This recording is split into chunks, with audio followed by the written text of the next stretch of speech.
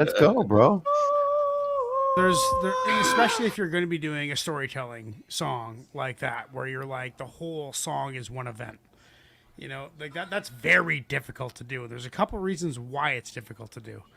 One, if you're trying to rhyme, it's hard to convey information about your surroundings without sounding corny.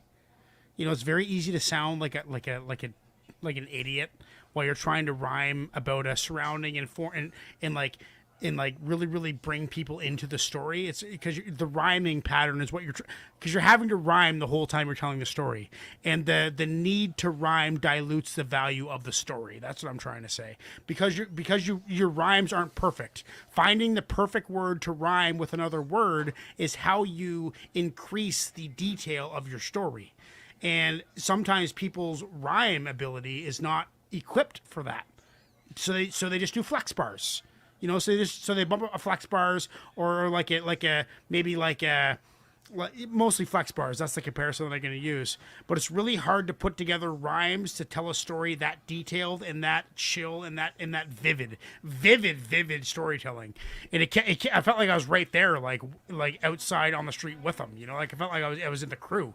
And that's very hard to do, and it's hard to put it to words. But as a writer, I try and do what he just did, and that is like subtle, like very subtle, right? Like words that kind of rhyme but don't really rhyme, but they're good enough.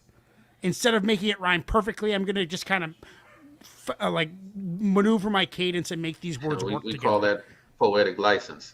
Oh, poetic license. Well said, man. It's just he's a master of like not picking the obvious words. I think that's basically everything that I can say boiled down into one point. He doesn't pick the obvious words. He picks something else, what kind of surprises you, and that's engaging for me mentally.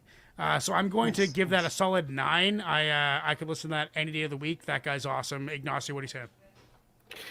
Wow. Wow. You said a lot, so I don't know how.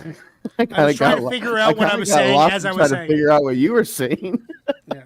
Kind of lost my own train of thought there. But I have to agree with the storytelling aspect of it. He's obviously one of the MCs that can execute storytelling at a high level and keep you engaged throughout the entire track. The beat, as much as I thought in the beginning that I would tire of it because it's fairly repetitive. I mean, but I didn't, and I think that again that speaks to him as an MC as far as keeping you engaged and keeping you locked in throughout the track. I'm gonna give it 8.5. 8.5. Presto, what do you say? I liked it. I think I heard him say Def Squad. Was saying Def Squad. He kind of kind of sounds Redman-ish. That's where I would have. That's where I would have heard of him. I mean, not exactly like him, but similar style kind of thing. He's got a real smooth voice. I really like that beat. That beat was smooth. And yeah, I understand what you're kind of saying with that moaning in the beat. It was kind of a little weird, but the beat was so smooth and his voice was so smooth, it worked. It worked. As the first time I've ever heard him, I liked it a lot. I'll give it an 8.75. I just imagine Redman on a chill flow, like not being aggressive or funny, just like a chill, and I totally matched it. Like that what you said totally made sense to me. That's awesome. Lady Poetic, what are you saying? Awesome. I'm glad you guys are enjoying this track. This track is awesome, right? The whole album is amazing. This is from Last Chance No Breaks. This dropped in 95. And Redman produced part of the album, Eric Sermon. I mean, he's got a track on here with George Clinton. The whole album is nothing but bangers, start to finish. It's one of those, albums you can listen to front to back and not skip a single song. Mm-hmm. I grew up listening to this album. This song in particular right here is my favorite song on the album. And this is really a catalyst for me into the world of hip hop and shape my own storytelling vibe that I try to incorporate into my own music. So this track is everything to me, right? I love it. I love everything about it. The beat, the storytelling vibe, the flow. I mean, I've got a whole music video in my head listening to this song, right? Like, I watch the same music video. I've crafted it over the years. Yeah, it's dope. So it brings me back every time, man.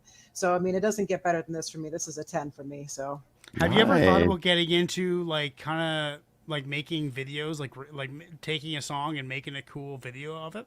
Are you Yeah, into for that at sure. all? But you want it to be perfect and like have like Yeah, really yeah, high yeah. quality in production. It's like, Like well, I could I see ain't that Presto man. getting into that. You know, Mhm. Joe, what are you saying? I really enjoyed it. I've never heard Jamal before, um, so that was definitely a treat for me. I wish there was, some elements, to break up the monotony of the beat. You know what I mean? Throw some scratching or something in there or something. Hmm. The beat was dope as hell, though. Mhm. I liked it, and the dude's delivery was definitely on point. Hmm. So I'm gonna give it a nice solid 8. Solid 8. See, Nice. dudes like this who can just like sit back and flow so smooth. I can't do that, dude. I gotta fucking scream. There's nothing else I can do. I don't know how to rap unless I'm yelling.